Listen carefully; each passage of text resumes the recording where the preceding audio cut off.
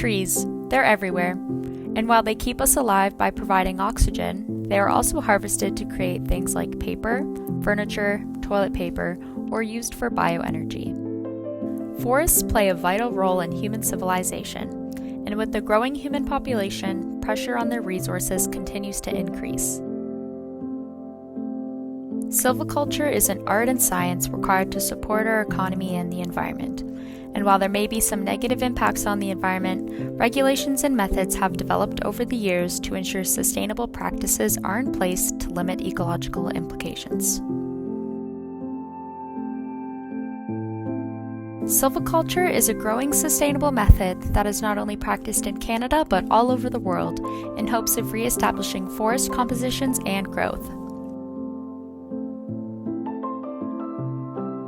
Indigenous people across the earth have largely depended on forests for survival, and wood has been harvested throughout history to make tools, shelter, bridges, and other means of transportation.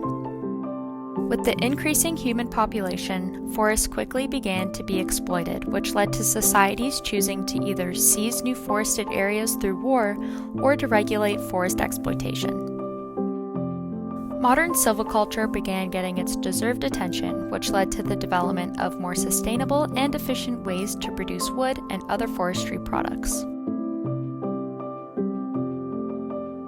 Since 1987, an average about 207,000 hectares of crown forest is harvested annually, but those with harvesting rights are required to reforest the areas they harvest, resulting in a great increase in reforestation. With the development of silviculture came the development of forest laws to address environmental, social, and economic needs.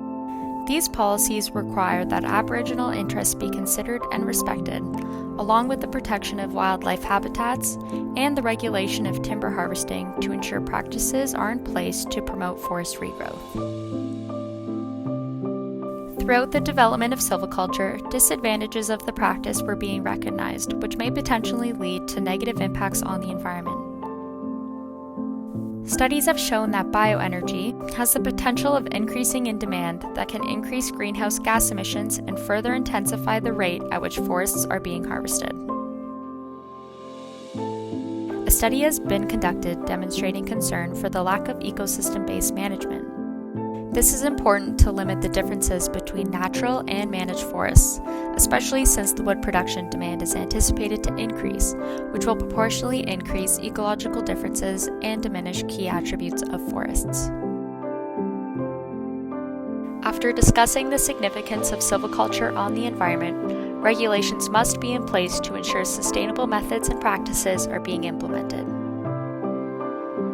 Forest management planning is an effective tool that ensures harvesting and other operations are done correctly to limit the additional strain on the environment. The Government of Canada has a strong system of forest laws to ensure silviculture practices are carried out to support and sustain all forest resources. The main goal is to preserve the health of Canada's wide range of forest ecosystems, with protected areas making up a large component of Canada's National Conservation Strategy. This ensures that no industrial activities are banned on roughly 95% of Canada's protected forests. The Government of Ontario has a strict guide on forest management to ensure silviculture practices meet local forest management objectives. It is important to note that silviculture practices have a positive influence on forests for decades when they are conducted properly.